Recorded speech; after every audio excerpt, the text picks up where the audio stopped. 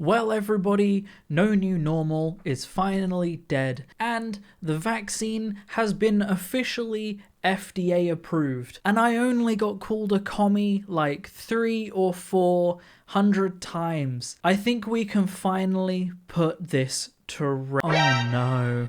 Oh no. Here we go again. Special thank you to CJ, Nix, Holly Miller, Els, Karen Duca, and Kaori-Ann Mori for supporting the channel and supporting my content. Thank you so much, guys. How's it going, everybody, and welcome back to another subreddit video. And yes, it is true, people are choosing to take horse medicine and sheep medicine over a now FDA approved vaccine. Let me repeat that. People that call us sheep are now taking livestock medicine. Just gonna let that sink in for a second. Okay, right, so today we are returning to r/vaxxhappened. Believe me, I wish I didn't have to, but here we are. So let's get into it, shall we? Ivermectin versus COVID. Look at me, I am the sheep now. You can't post or comment for 7 days. I think he might have struck a nerve. I would take the ivermectin before I take that vaccine. They can come up with a vaccine in 19 months, but can't cure cancer. 5 curable cancers. Prostate cancer. People alive 5 years after diagnosis. About 99%. Thyroid cancer, people alive after diagnosis, about 98%, depending on tissue type. Testicular cancer, people alive 5 years after diagnosis, 95.1%. Melanoma, people alive 5 years after diagnosis, 91.7%. Breast cancer, early stage, people alive 5 years after diagnosis, early stages of 0 and 1, 99 to 100%. So what was that? Because there's a lot of cancers, and some of them, yeah, they can. I am trans vaccinated. I am not really vaccinated, nor will I ever become vaccinated. I just feel that I am vaccinated, so you must treat me as being vaccinated, because that is how science works. I have seen this used so many times, and it's come up in videos on numerous occasions, in Vax Happened, in One Joke, in Are the Straights Okay? And I don't think I've ever quite possibly been able to put it into as good a phrase as this person on Reddit did in the replies to this post. Transphobia, and a poor attempt at a gotcha because, as usual, she hasn't actually bothered to look into the science. But there's a bottom line. This person could kill you or one of your loved ones with her ignorance. She is, statistically, more likely to be a danger to others than herself. The guy down the hall that just happened to be born into a body he didn't fit into, statistically more likely to be a danger to himself than others. So, even if you do not believe in the science of transhood, you can still find a bottom line very easily. If your issue is other people's safety, trans people aren't your problem. Drunk dudes, people on opioids, and anti-vaxxers are. I couldn't have said it better myself. This person has put this down so well, so thank you for putting that on Reddit so that I could read it. I am unvaccinated.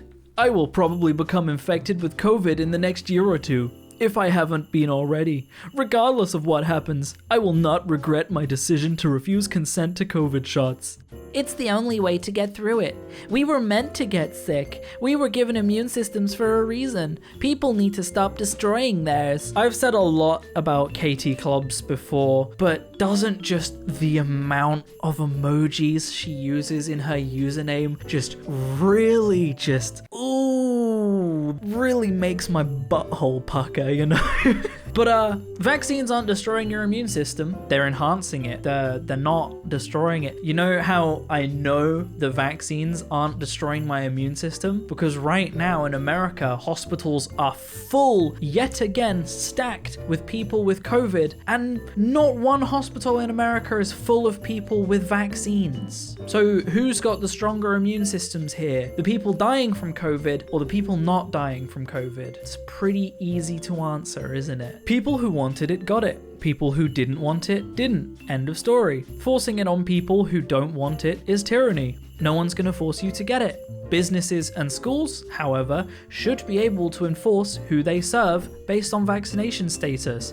It is not a new concept. Are you prepared to stop someone from getting food because they aren't vaccinated?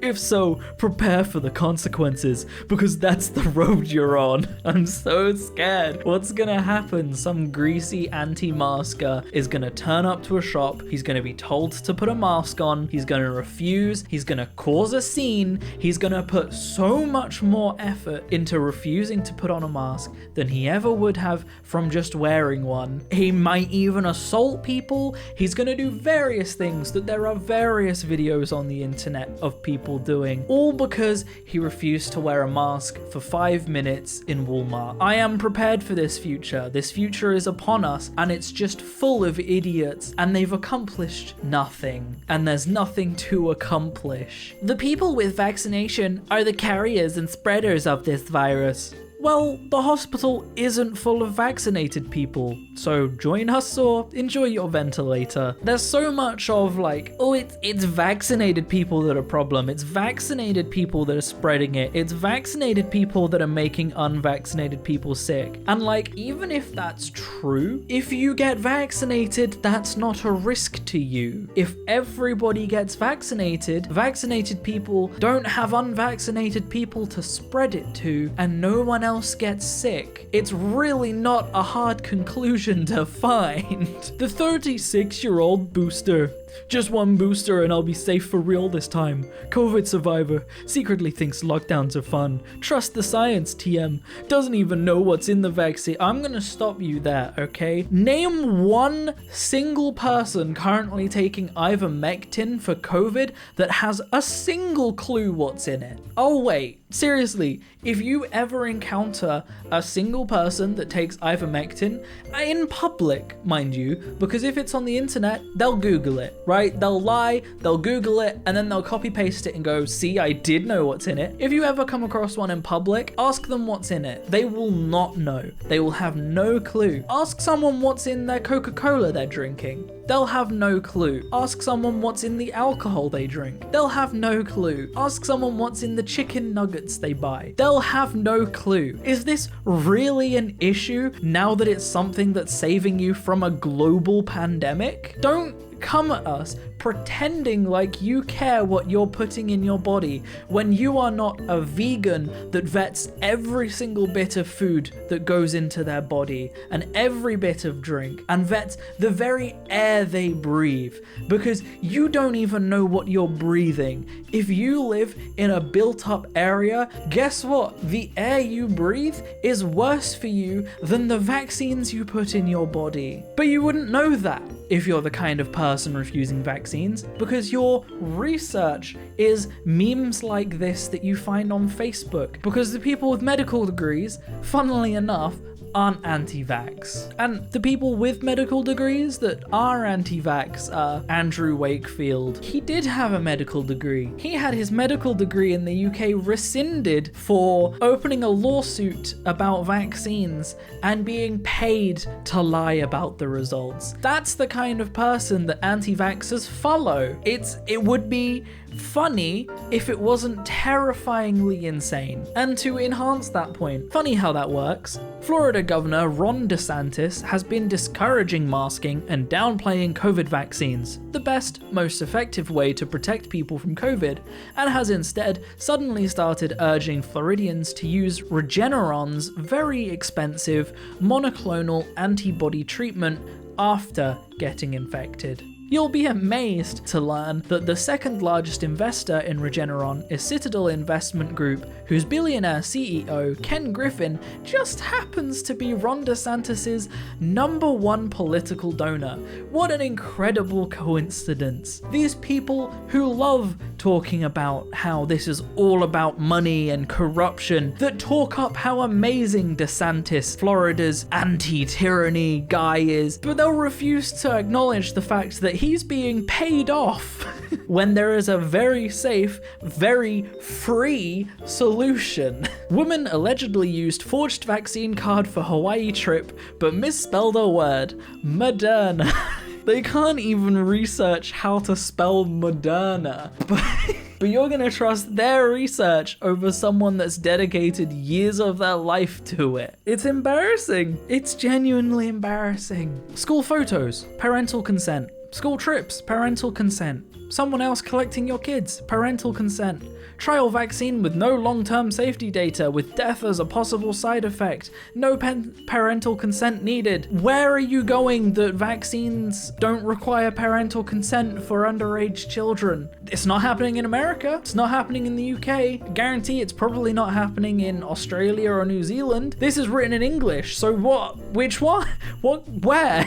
Idiots. They're idiots. Unpopular opinion. I'd rather get COVID than get the COVID vaccine. In the ER with COVID and pneumonia. Please pray for me if you have a moment. Well, you get what you wish for, I guess. Wishes do come true. Prays aren't gonna do anything, so there's that. The stress that she's putting upon the medical system will actually do something for her and help her, because she'd refused to get the vaccine, but she was very quick to go into the ER and get treated by the very nurses and doctors telling her to get the vaccine.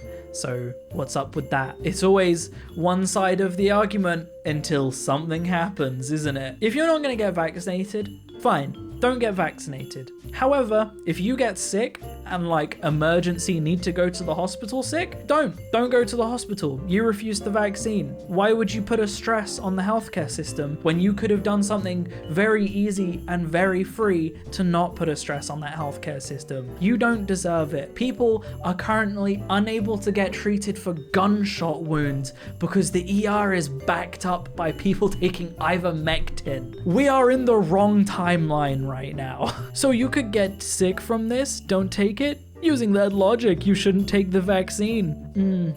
No. It must work extremely well if they're saying not to use it. What What logic is that? But I saw on Facebook that vaccines can turn your DNA into RNA. That makes your ears separate from your head. I'll stick with my horse medicine, thanks.